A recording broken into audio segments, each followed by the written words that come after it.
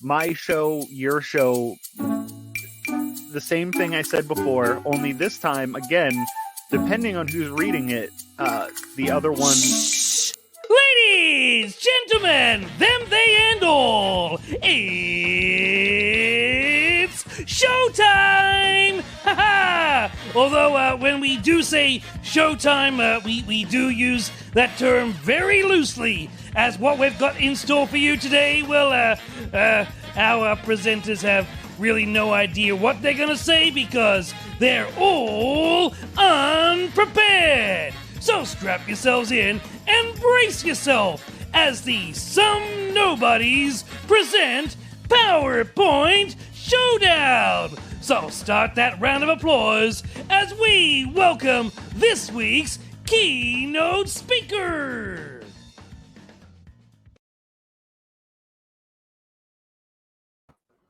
Ew. You never know how long it's going to take for that whole intro to go away. But anyway, hello, and thank you for joining us for another conference.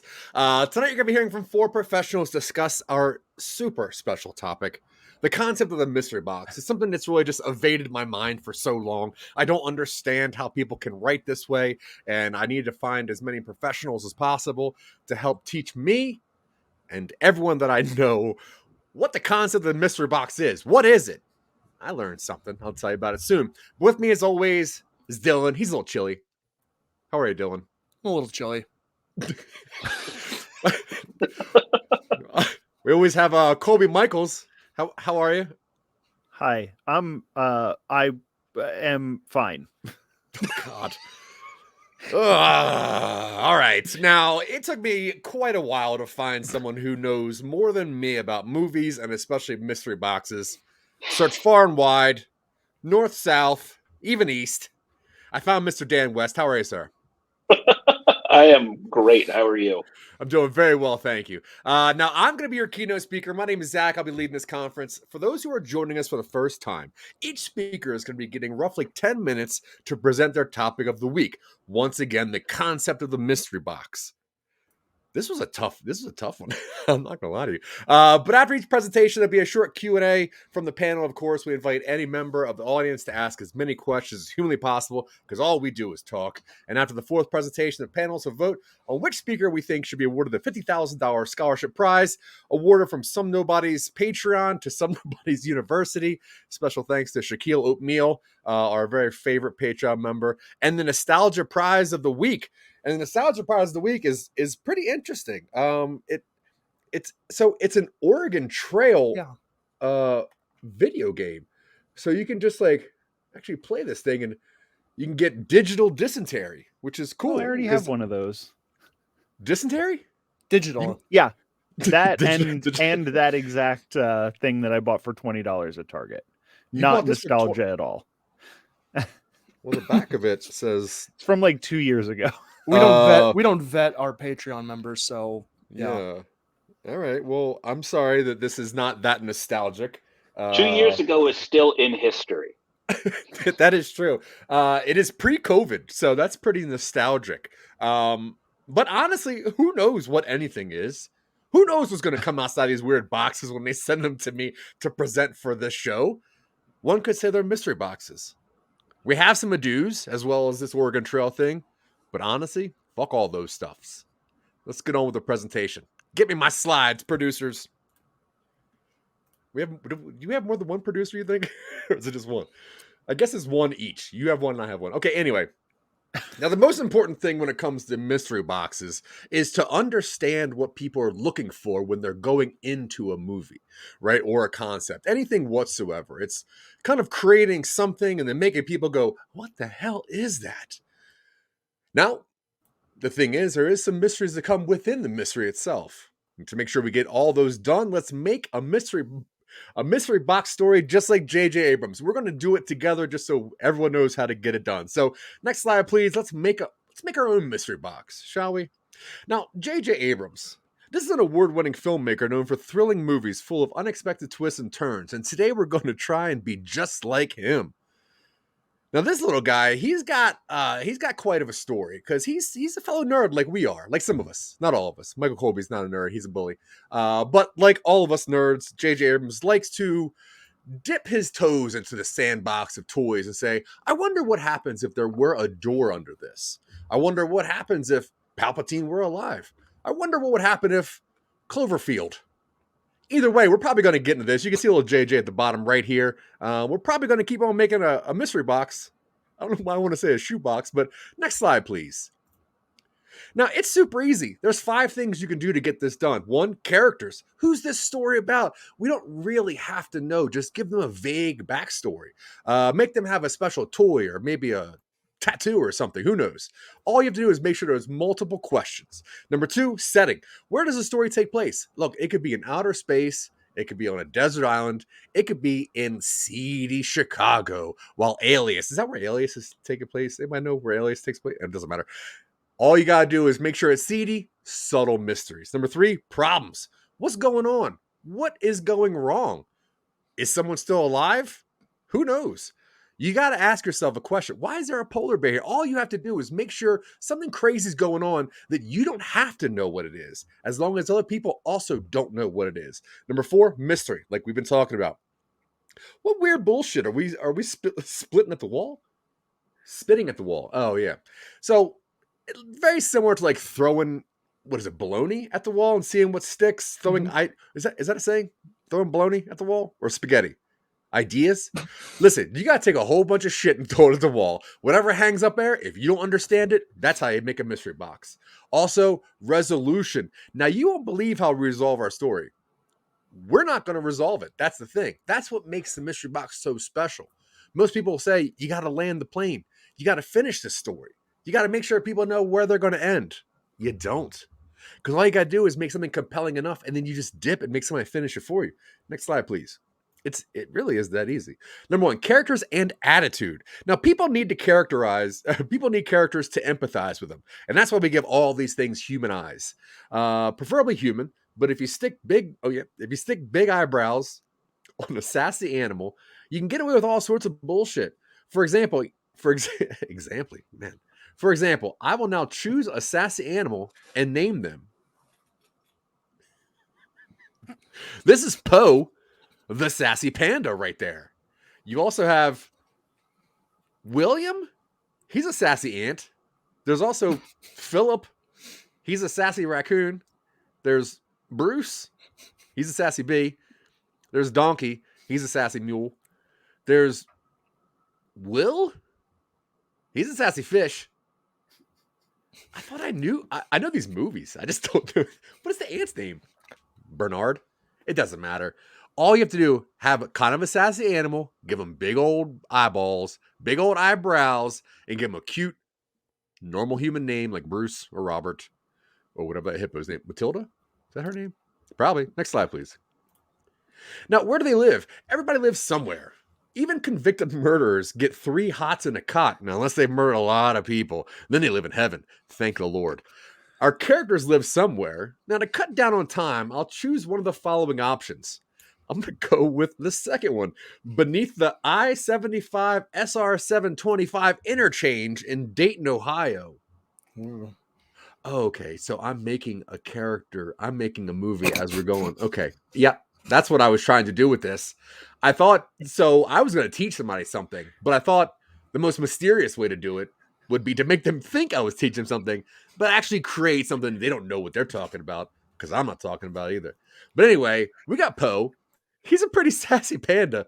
Now, he's beneath the I-75 SR-725 interchange in Dayton, Ohio. Next slide, please.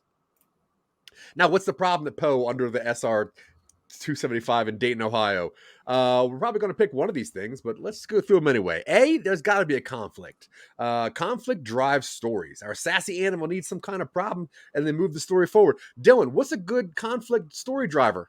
I don't know. You should finish the slide. Okay, cool. B, relatable issues. Now, to resonate with audiences, the main issue should be relatable, like hard drug use or bioterrorism.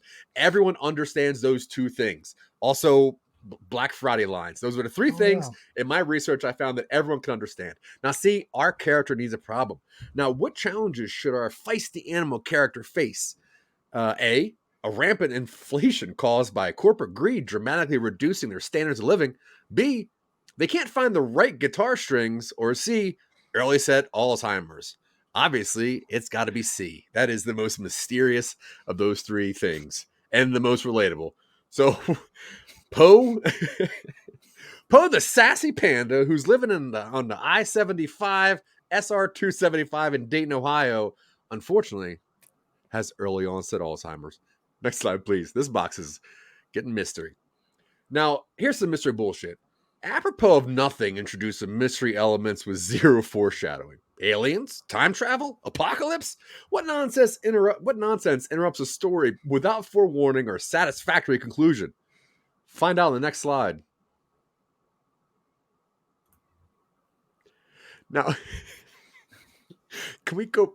I didn't say next slide. Can we go back a slide? I gotta remember some of these. Aliens, time travel, apocalypse. Okay, next slide, please. Now, in conclusion, we got one sassy ass panda, and he's living under the I-72 SR-175 free change express interlocking highway down in Dayton, Ohio.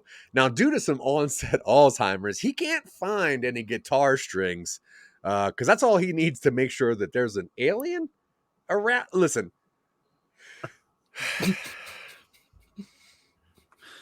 The thing that I wanted to tell you guys is that it doesn't matter how it ends. I shouldn't have ended this thing. I should have kept this thing going because a mystery is important. The ending of a mystery is not mysterious. That is all factual. The mystery comes in the beginning. Nobody looks at an open box and says, that's a box. That's just a container. Boxes have to be closed. Boxes have to be mysterious. Make sure when you open them, there's brand new shit in there.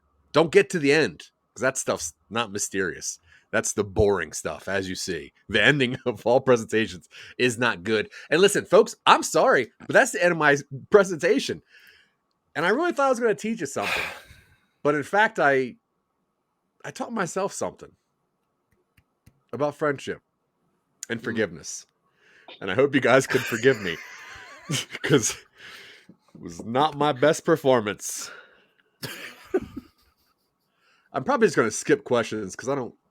Oh God! All right, Dylan, are you still chilly? Yes. And thank you for the presentation. There was a lot of extraneous stuff that seemed at the time like it was going to be important later on. Yeah. And I thought it was going to all tie into the conclusion. Was that all just bullshit, or was that relevant in some sort of like biblical reference way? Well, I'm not a fan of the Bible. I'll start with that. So definitely not that one. But what the thing is that when it comes to mystery, you have to make sure people think that something's going to be important. You got to make them think like, oh, well, that seems like that's going to be a big deal. And then you swerve. It's all about subverting expectations. But yeah. So Okay. yes. Okay, I'll just read the TV Tropes article. Thank you. This was your idea, by the way. Okay, Dan West. Any questions? Pretty please. Yes. My question is, was it a deliberate move to call Barry B. Benson from the hit film A B Movie Bruce? Well, the things that you... He did not sue America and cross-examine Ray Liotta to be misnamed like that, sir. Well, I'm not sure if you've read the current news, but the woman that he was assaulting, the human woman that he was assaulting in that movie, really, they got to him. But no, the thing about the B movie is they were trying to do a whole lot of things that people didn't understand. And there's some other things that go into his middle name and backstory of his middle name. Wait, what's his Barry? Is that his Barry? Yes, Barry B. Benson. Yeah, Barry Bruce Benson. Barribald Bruce Benson. Colby Michaels, yes. Much like you, I lost the thread of your presentation about 2 slides in. Yeah, me too. Were you, I know, were you making this movie as you were like, were you making this movie up? Is this thing already like financed? Were we supposed to be helping you come up with the concept for this mystery box movie? Well, here's the thing. We do have financing. We have started shooting, but I do not know how this thing's going to end or even most of what this script is. I was really hoping that we would get a quick audience that could help me rewrite the ending of this. So there's a lot of money that I'm wasting trying to figure out what this fucking panda's doing. I'm not going to lie to you. I was trying to understand what a mystery box is. So I wanted to break it down for myself. And then I got too bored and I lost really just all hope in understanding how to finish this. So I just left up the first slide of me trying to make one. And I'm sorry. And I'm really relying on you guys to help teach me where my faults lie in this.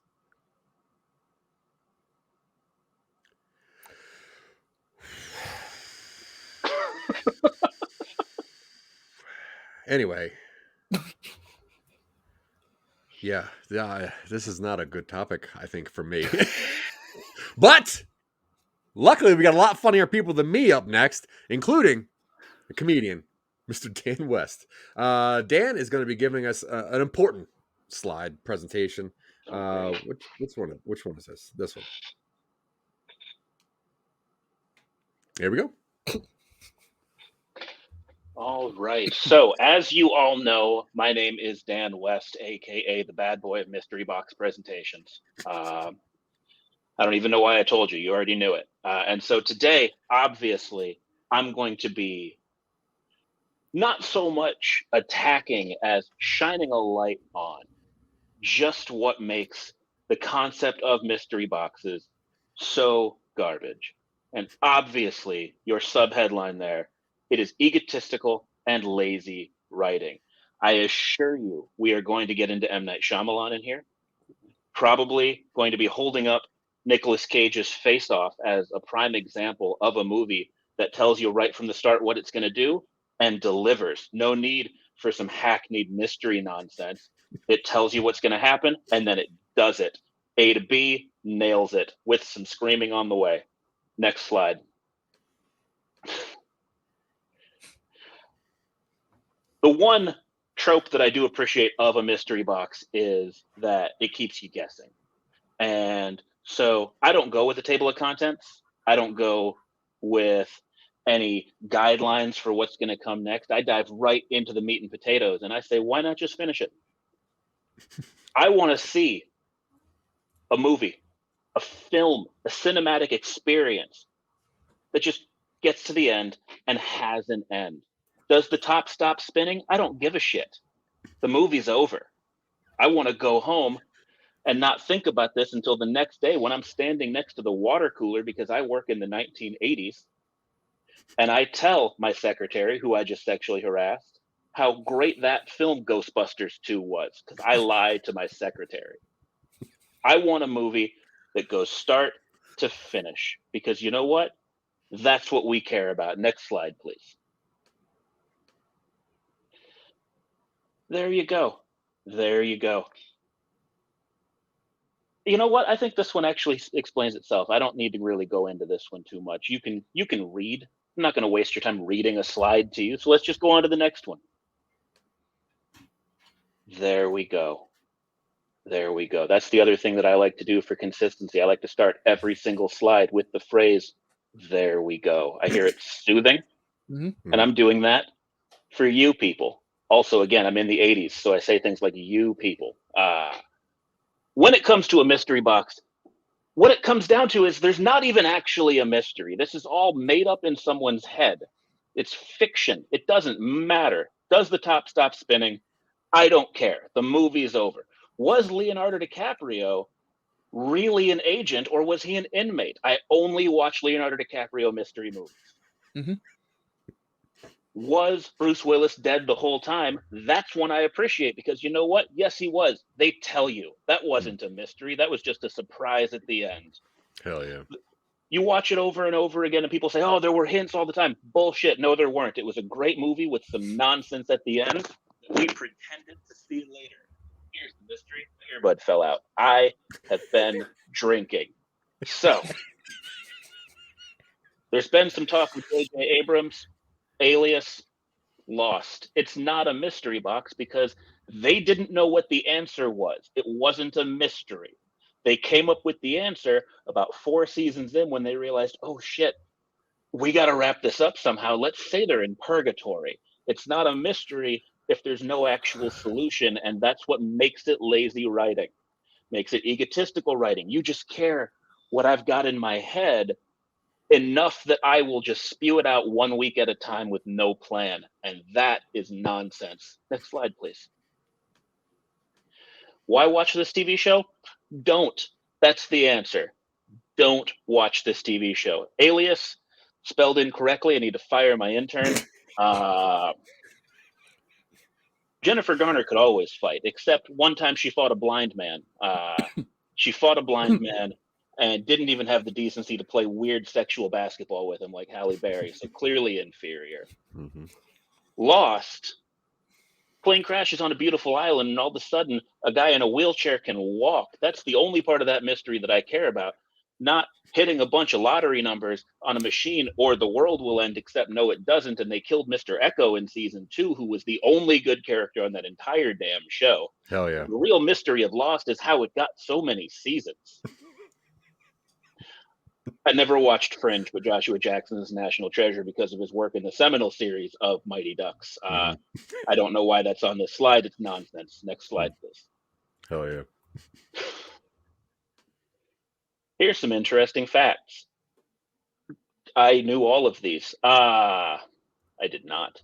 Felicity, my favorite part of the Felicity mystery is actually its tie-in to Power Rangers Zeo, the episodes There's No Business Like Snow Business.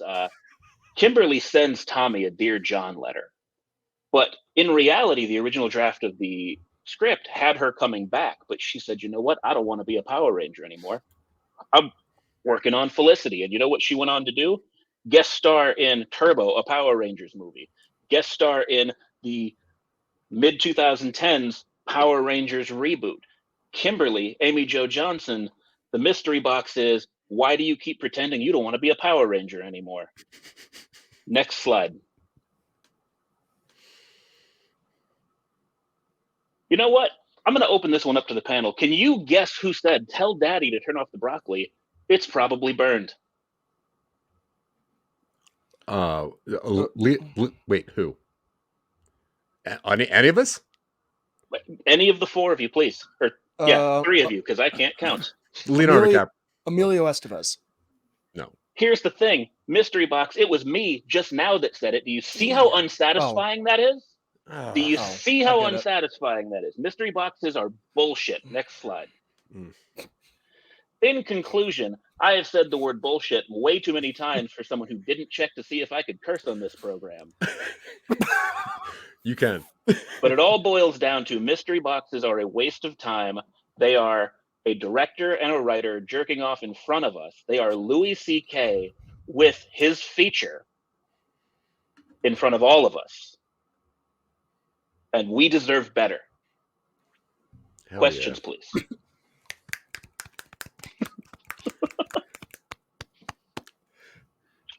I do have a question.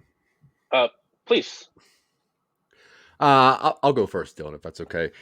You mentioned earlier that you only watch Leonardo DiCaprio movies such as Shutter Island and Inception, yet you also talked at length of Sixth Sense. Is Leonardo DiCaprio in Sixth Sense? I have not finished that. I only watch mysteries starring Leonardo DiCaprio. Non-mysteries such as Sixth Sense, which is very straightforward with just some bullshit at the end that we all found very satisfying. Yeah. I'll watch the hell out of those.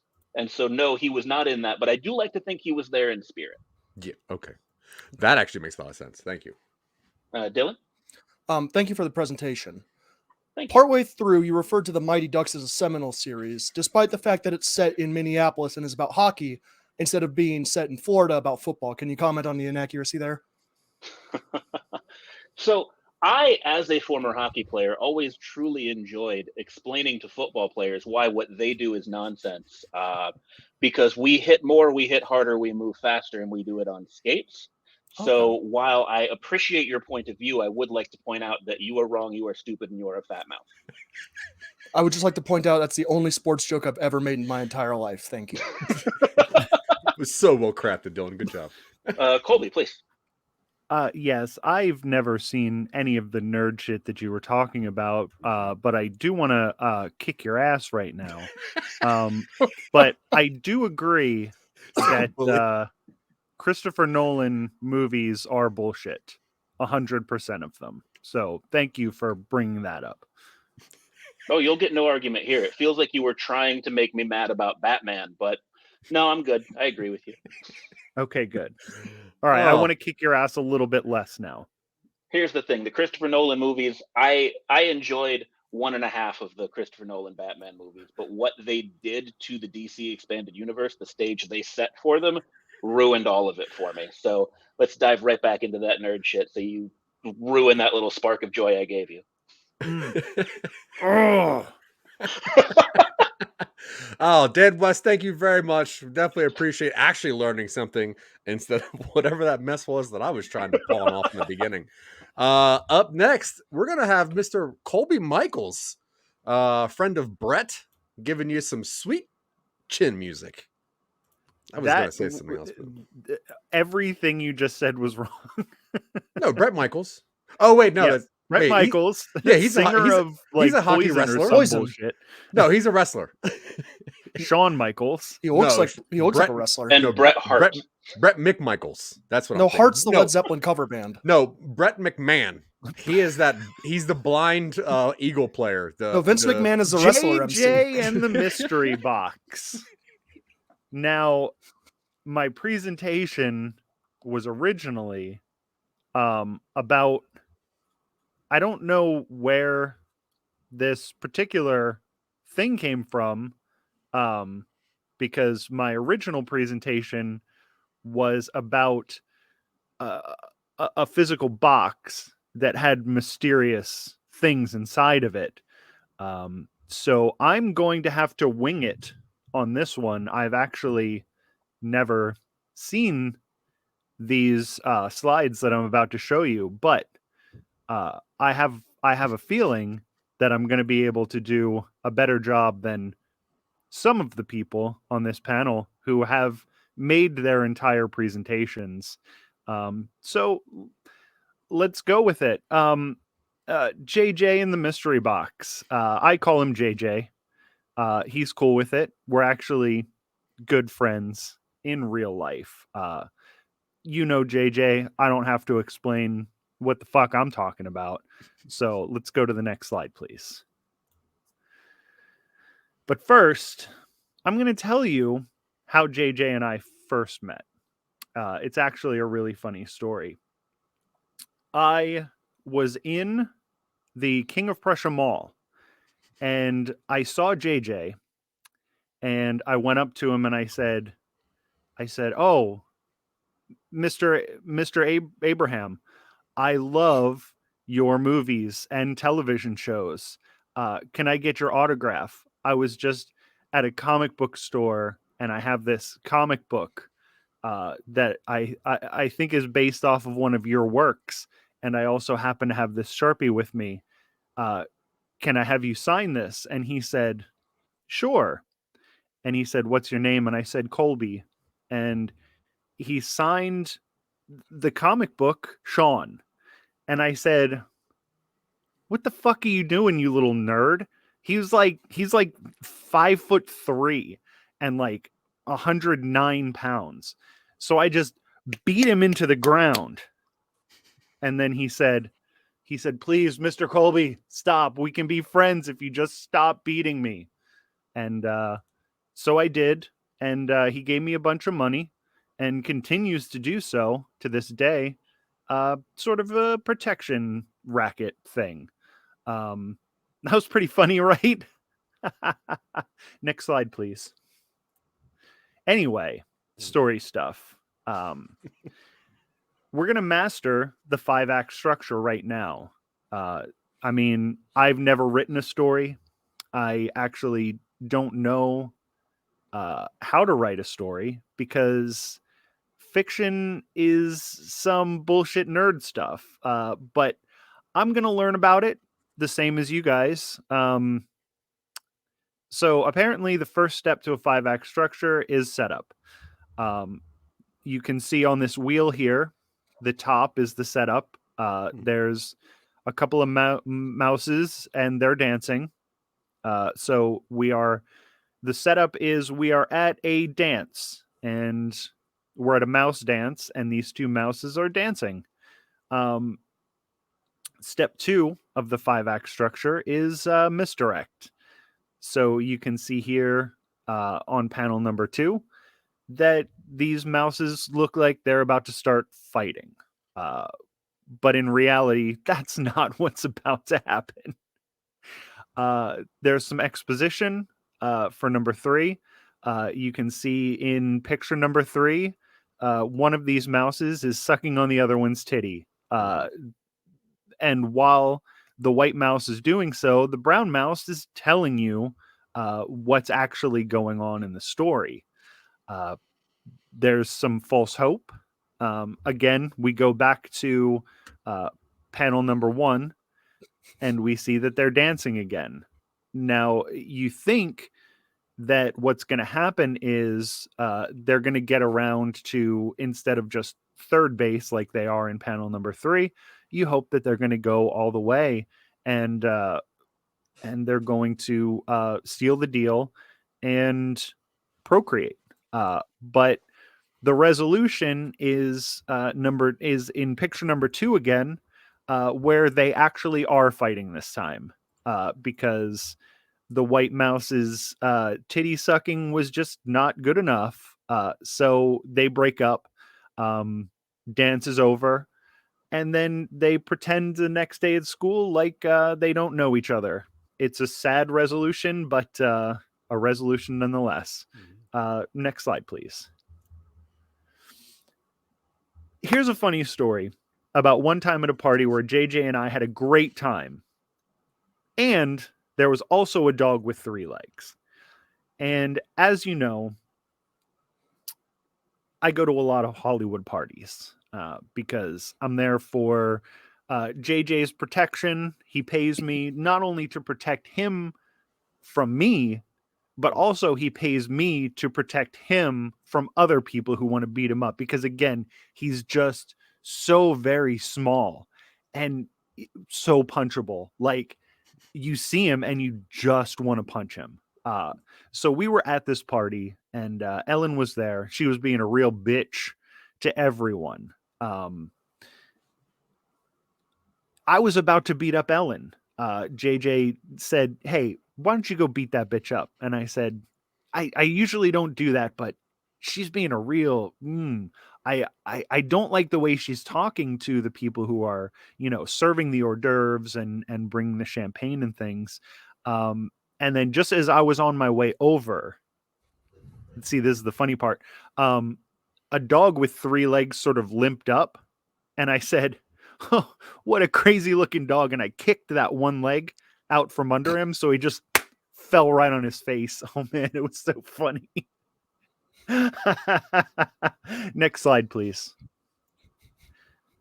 Conflict and drama. This is how it works. What you're seeing here is a guy. This guy, you can tell, look at the way he's dressed. Fucking conformist douchebag nerd. Shaved face, well-coiffed hair, tie. Things that people are saying to him, the stuff going on around him. He's a white guy, so he's not really feeling any sort of actual, anything that actually might hurt him or disrupt his really standard corporate boring ass life. So all of this stuff is just going right through him.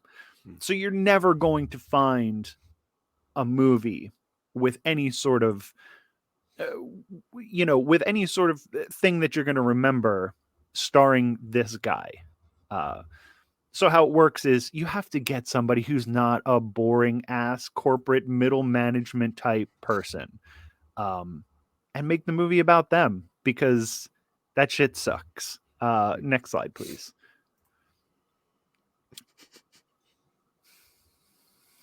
Now, the screenwriting process is a very intricate process, but what I'm going to do is I'm going to simplify writing a story, because as you can tell by the fact that I've never written anything, but so far I've understood everything that I've talked about so far, obviously. So what I'm going to do is I'm going to simplify it for you, even though you're a bunch of nerds and you don't need it simplified. What you want me to do is explain it in excruciating detail, which I'm not going to do because I don't have that kind of time. Basically, The Matrix is the perfect storytelling structure. You start off with Neo. There's a bunch of shelves with guns on them. That's represented on the top here. We have some computers on the sides, intelligence, existentialism. That stuff's all from the computers, and it all goes into the Matrix. And then there's a cool gun battle. I don't think the Matrix is actually about anything. It's just an excuse for Keanu and Lawrence Fishburne to wear cool outfits and shoot a bunch of guns at some nerd corporate, white guy. And that rules. So let's, to simplify the screenwriting process, just write a cool fucking story where like some cool kick-ass dudes beat up some nerds. Fucking next slide, please. Psych. I've never met J.J. Abrams. Boom. Mystery box. Nice. Now, what you wanted here was, and obviously I've just been fooling with you the whole entire time. I've never beaten anybody up. I'm look at this behind me. I have like an Assassin's Creed. I got 5 swords sitting next to me. Like, obviously I'm a nerd, but I was playing this character so well that you just thought that I was some jerk off bully guy. But in real life, I've been setting you up for this disappointing ending the whole time. Just like J.J. Abrams. Next slide, please. Now, in conclusion, I also feel like banging my head against the wall. Because in reality, what I've done today is nothing. Just like if you watch, if you sit for 70 hours or whatever the fuck Lost is going to take you to watch, you get nothing. What I've given you is the same feeling that watching 70 hours of Lost is going to give you, but I did it in 10 minutes. So you're welcome again for saving you 69 nice hours and 50 minutes of not watching Lost. So does anybody have any questions? I'm sorry for being mean to everyone but as I said, it was just to set everyone up for my shitty mystery box ending that makes no sense. Yes, Chillin' Dylan. Close enough, thank you. And thank you for the presentation. I'd like the producers to bring up the slide with the rat diagram if they could. Yes, this one. Now, you mentioned that they start off with dancing and that eventually they are going to move into fourth base. Now, being from Pennsylvania, where the Amish and the Mennonite are, don't you know that dancing is actually worse spiritually than fourth base? Yes, I do know that. But this story is set in Michigan, where fourth base is actually it's actually an orgy. Where everyone finishes into the same cup and the person who did the least amount of sex has to drink the cup. So we never get to that point because the mouses broke up. They have to be dating to be at an orgy? In Michigan. Oh, yeah. Oh, in Michigan, yes. Okay. In Michigan, yeah. If you hold hands, you're married in Michigan, yes. Yes, they are all polyamorous in Michigan. Polyamorize. And yes, polyamor mice. And as you said, if they are, if they hold hands, they are legally married. So, hey, I mean, even if you go up to someone on the street and just grab their hand, you're married. I know the mice call that polyamorous. So yes. Yeah, you still need consent for the orgy sexual act. But you can get non-consensually married in Michigan. Oh god. So it doesn't really mean that much. So wait, everybody finishes into the mystery box? No, everybody finishes into a cup. Okay. I'm sorry, I was confused. Sometimes they put it into a mystery box, and that's what you get for Christmas. If you've been very bad in Michigan, instead of coal, you get the cup that everybody finished into. And we were worried about swearing. Okay, thank you. I just wanted to make sure our guest was knew that awake, that it was okay. Does anybody else have any questions? Mike Oxmall 91 would like to know Colby Michaels, the famous writer / bullfighter. Yes. I didn't want to give it away until now because of my brilliant setup to my mystery box ending. But yes, I'm working on my new story. Perfect. There will be no bullfighting in the story, but usually I write while I'm fighting bulls. Oh, Colby Michaels, I'm loving this character. Just Mr. Run-on sentence. It's so good. Any more questions for Michael Colby? Dylan is about to pass out. So we got to get on to his slides pretty soon. No more questions? Excellent. Guess not. Great job, Colby Michaels. I really appreciate you. Thank you for taking the time to bully us and then lie to us, which is always the best thing that we can do. I mean, it's what I'm known for. Yep. And, Colby got fired from bat and cleanup because he did such a bad job this week. We knew it. We're going to put Dylan in cleanup this. What is happening? Dylan, I don't know. Pull mine up. All right. I know shit you don't know, so listen up. Please. Thank you. Shut up. What are we friggin' talking about? We're talking about mystery boxes. Now, what the fuck? All right, sit tight. Let me think of some stuff right quick. Let's go to the next slide so I can have a minute. Okay. Here's my friggin' idea about how the box gets mystified. We're going to go through the stages of mystifying bullshit. Number one, you have a fever dream. I had a dream. It was kind of cool. I was in a movie theater. I was watching a movie about how technology was singularity advancing and they were replacing body parts with technology and we became computer people. And then in the dream, it turns out that this was all a message from a time-traveling AI in the future sent back to kickstart the singularity. You brag about the dream like I did now. It was such a cool dream I had to tell people. This is a real dream that I wrote down in my dream journal the other day. It had some friends in it. It started at my cousin's wedding. There was a jetpack. I have it written down here. But the shit starts. So you write down the dream. This is all very much based in reality, which is why I wrote the presentation about this dream I had. It might make a cool Black Mirror. I just described what might have been a cool Black Mirror thing, including technological singularities and time travel. Who's the guy who writes Black Mirror? Cory Booker? Or is that the senator? Cory Booker should hire me. Cory Booker is a senator. Cory Booker should hire me. I don't know. I'm sending out applications. Maybe you got it. Seems cool and easy until one point you remember that this shit has to end. I mean, you got to stop writing ideas down at some point, and then you accept that. Congratulations, you got yourself a box of mystification. And I hope that process is very clear and simple for everyone involved here. Let's go to the next slide, please. Now, here are some boxes that are mystery-eyed,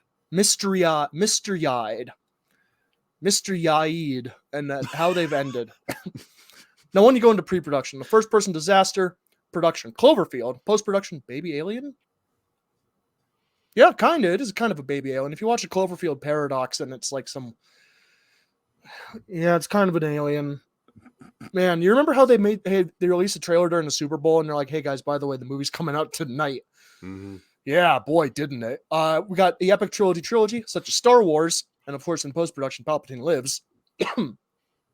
Yikes. Somehow, he returned. Pre-production, trust me, Star Trek 2 reboot, we're not doing Khan. Production, it's Star Trek. Post-production, yeah, it's Khan. And he says the line, and we're all supposed to react, but all the characters in the movie have no reason to react to this guy because it doesn't matter. Pre-production, new spy idea. Production, Mission Impossible. Post-production, oh, guess what? He went rogue again. How many times can he be? What is it when you burn a spy? When you Burn notice. de-spyify them. How many times can you be de-spied? It turns out several in a row. To the point where they're making 2 of them in a row now. Pre-production, Trucker Horror. Production, Joyride. Post-production, Candy Cane, which is, of course, Colby Michael's stage name when he's fighting bulls. Not the animal, the classification. And I've left some blanks there on the bottom just in case I dreamed something up, but the last dream took up so much RAM that I didn't have space to come up with anything new. So let's go to the next slide, please. I think I've proven here, because I had stuff written down and I've made this presentation, that the creative process isn't just on the fly. I spend roughly 8 minutes of writing, put it into a mystery box style, and out comes 150 minutes of footage. Now, I base this on the process that Christopher Nolan did to make the hit film Tenet, which is the same backwards as it is forwards, and if you watch it in a mirror, it's actually the same backwards as it is forwards as well. Christopher Nolan, huge talent in the industry, truly a titan of filmmaking. If by titan you mean he deserves to be buried underneath the earth in chains for eternity, then yes, he is indeed a titan. Let's go to the next slide, please. You love Tenet. I've never seen Tenet. Oh.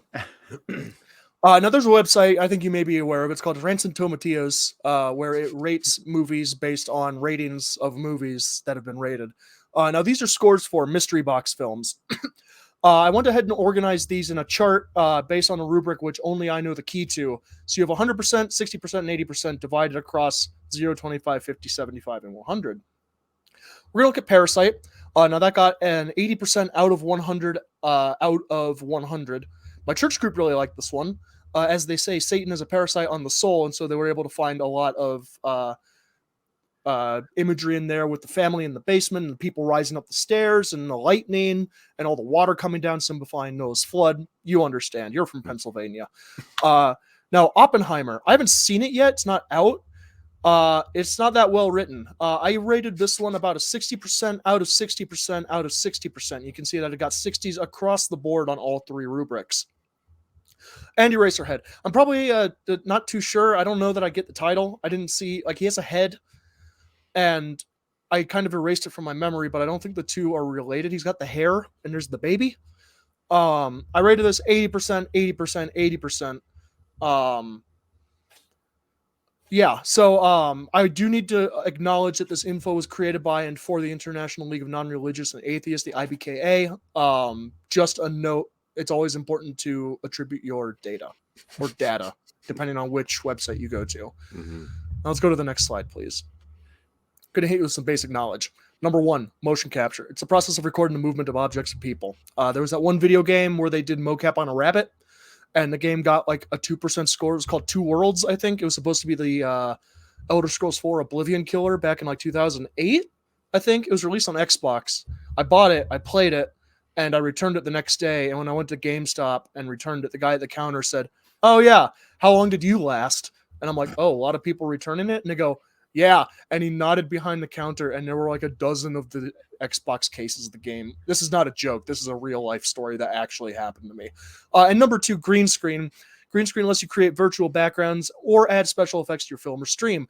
I have a green screen frame that was given to me by Zack Wiseman at least a year ago, and it's sitting in my room in sight, and I have yet to go get a green piece of fabric because I don't know that I have space to set up a green screen here. You can't see it, but there's a desk right here.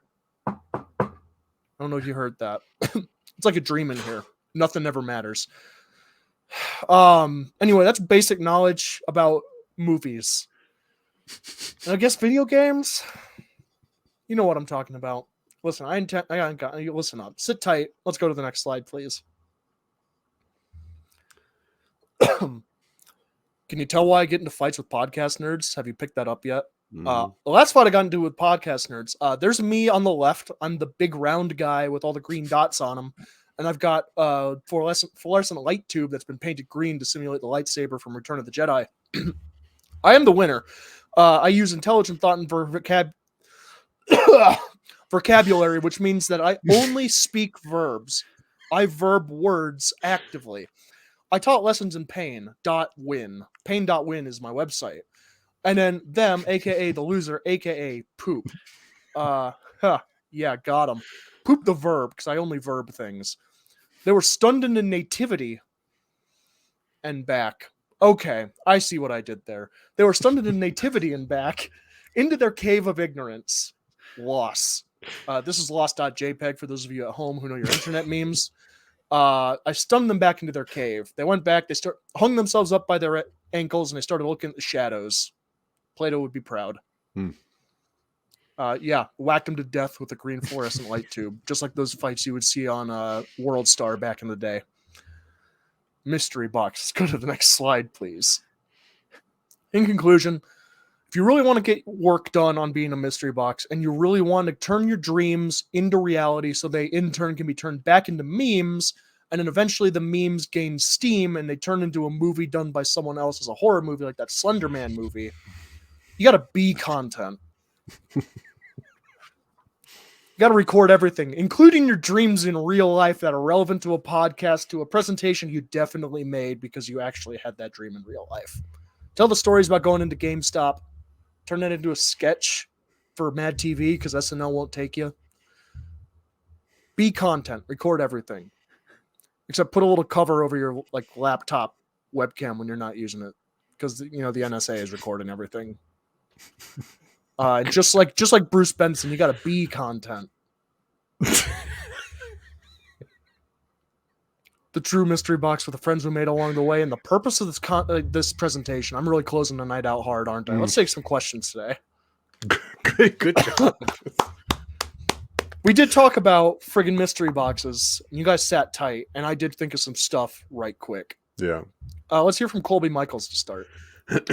Yeah, I appreciate your Two Worlds story. I had a very similar. Oh, thank you. I had a very similar reaction to Two Worlds. But since you seem to know about video games, I was wondering why your dream was just Deus Ex Mankind Divided. I would think that you would have been able to figure out that you didn't make up that dream. Never played that one. I played Humanity, the third one, Deus Ex Human Invention, with the guy with the sunglass implants. Yeah, same guy. With the elbow blades. Guys, yeah. This is supposed to be a comedy show, and this is unhinged. And at really just an average level. I never said that. Oh, I thought you said it was on Hinge. I thought I was going to get laid out of this. We are putting this nobody on the gets Hinge laid on website. This nobody gets laid if they're on this show. No. Oh, geez. Deus Ex Human Divided is what you said? I don't know it. It's possible that I dreamed it into reality atemporally. Oh, that would be amazing. Which and was also, actually what my dream was literally about. It's about an AI in the future sending a movie back in time to kickstart humans' evolution into a tech hybrid. Is that what happens in that video game? That's how the kind game of. starts. Isn't Really? that Bill and Ted? Huh. Bill and Ted, but a movie instead of historical people. Yeah. No, my name is Dylan, not Billin. Bill and Ted. You can call me Ted. I'm cool with that. All right. All right. Any more questions? Any more questions for Mr. Dylan, who's a little chilly? Oh my gosh. Okay. I'm not sure why this episode felt like exercise. It's one of the shortest. It's one of the shortest ones we've ever done, and it feels like it lasted for years. This was way too long. Whoever thought of this idea is not that good, and I want to apologize for everyone who's listening or watching this in the future. Outside of Dan West, who tried to bring this together, this has been an abysmal failure, and I'm really sorry for everyone. We have fun. Over 30 hours of PowerPoint showdowns, and this is easily one of my one of them. This is one of them. This is one of them. That's what I aim for every time I contribute to something. That it's just, hey, that happened. This 100% happened, and I'm very happy about it. Dan West, I can honestly say you were the highlight of the episode. Thank you for being here and at least attempting to be funny, which Michael What? Colby did not try. All you wanted to do was bully people. Why are you talking trying about to kicking a sway dog? votes? This What's this that? feels like gerrymandering. His name's Dylan. Yeah, come He on. was very clear about that. Nobody gets anybody's name right today. You're calling Zach Ted? Bruce the Bee? What are we doing? Okay, guys, listen. Those aggressively long presentations are finally over, but we still have something very important to do. Obviously, each member of the panel is going to have to indicate to me who they think should be deserved of the $50,000 grant from Some Nobodies University, awarded from Some Nobodies Patreon member Shaquille Oatmeal, and the Collector's Nostalgia Prize, which is at least 5 years old. I don't know what it is. It's a Oregon Trail electronic thing, which seemed older. And so I looked at the back. It's from 2017. Not very nostalgic, I understand. But please give me a finger of who you think won tonight's episode. I'm number 1. Dan West is number 2. Colby Michael is number 3. And my bestest friend ever, Dylan, is number 4. So please, in 3, 2, 1, who won this thing? Oh. Dylan? All right. Wow. Well, I wasn't gonna vote for me. You definitely should have. I tell you, it's one of the I new really rules that I'm like putting that into Dylan- the No, intro. you're always allowed to vote for yourself. That's true. Yeah. I did really like that Deus Ex Mankind Divided that Dylan apparently Stole. I can Made read reality. my recording of my dream. That'll be a Patreon bonus. Well, Dylan reads why his don't you- dream journal. Why don't you read the back cover of that that game that already exists? Oh, the game. I was going to say I didn't write anything on the back of this. Oh, okay, yeah, that's cool. Okay, listen, Dylan, you're the winner this week. That's awesome. Great Yeah. job, my friend. Blah, blah, blah, blah, blah. Thank you. Yay. Now, as the winner, please tell us what the topic of our next week's conference is going to be, which is probably going to be funnier and shorter somehow. Evangelical courtship rituals. Oh, Jesus. Well, that is Yes, fancy. actually, it involves him quite a bit. Yeah, I like that. and I'm already. lots of holes in sheets. And hands. Oh man, if someone doesn't talk about soaking, then this has failed. Didn't we There- last week? Oh, we talked about This soaking. actually is one of the first episodes of this that I can think of where we didn't talk about soaking. We're talking Well, about it we right are now. I'm glad I could bring it up. Okay, 32 episodes straight soaking talk. You also might learn something. My name is Zack Wiseman. For payment for doing this, I get to make someone give me an outgoing slogan. Mr. Dan West, what is our outgoing slogan of this show? Outgoing slogan for the show obviously is Space Jam deserved an Oscar and it's bullshit it didn't get one. Cancel 100% this true. show. Space Jam starring LeBron James should have got an Oscar. I What? completely agree. Yes, Dan West, yes, where yes. can people see you or hear you if they want to find more of your stuff other than the links that are in the show notes? So all social media, I'm at Damn West Comedy. Just uploaded a sweet TikTok of my dog. Also, all streaming services, I have an album, Not Too Friendly, but Prompt and Polite. So check me out. Awesome. Please do that. Very funny guy, Mr. Dan West. Love that. Colby Michaels, if I wanted just a little more of your filthy taste, where can I find it? I'm not today going to promote anything that I do. Instead, I wanted to promote the concept of friendship. I grew up in a small town as the weird kid who made lots of dumb jokes. And I thought I was doomed to that life. But then I met you guys. And you made me realize that there are other weird kids in other small towns that also think that I'm funny and have the same sort of sense of humor. So I really want to thank you guys for showing me that I'm not alone in this world. Fuck, I just met you and that was like I'm gonna cry. That was super sweet. He's actually explaining a different video game to Dylan as a joke, just so you know. This is a long con. And in the end, it ends up in an orgy. It's only on Steam. It ends up in an orgy. Everybody finishes into a cup, and then Zack Wiseman gets it for Christmas. Oh, and that's honestly the only thing I ask for every single year. Give me that sweaty cup full of friendship. Oh God! That's all I'm ever looking Jesus for. Christ. I guess somebody just squirt me in the face with a little more friendship. Why? And just... Why is the cup sweaty? Well, I mean, it's not like it's easy to get all of the friendship out. You got friction is involved, right? And anger and humiliation. A lot of. Oh, my I God. just learned a lot more about Zach than I needed Listen, to know. it's a process, guys. It's not easy. It's not easy going. Oh, I do know now that Zach needs shame and humiliation to finish. This is an hour. This is 1 hour of me edging. That's all this show is. Oh my God. Listen, everybody, there are a lot of episodes of this on our channel. Please go to Some Nobodies and look at stuff. Dylan Terry, one of the most amazing writers I've ever been around. Michael Colby, literally the funniest person outside of me that I can talk to because I can't talk to myself anymore. My wife won't let me. And please go go check out Mr. Dan West at Dan West Comedy. I appreciate you guys. You are my friends. Dan West, you're my new friend. And like we always say, Space Jam should have won a goddamn Oscar.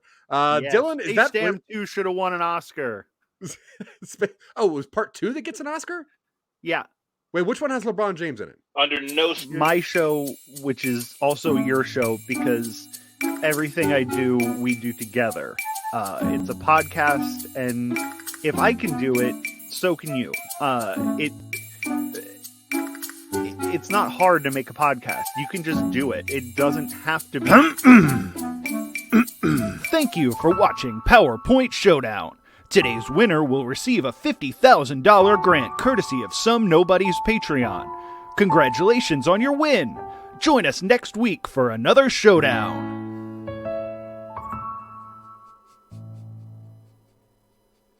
Thanks for providing that big prize, guys.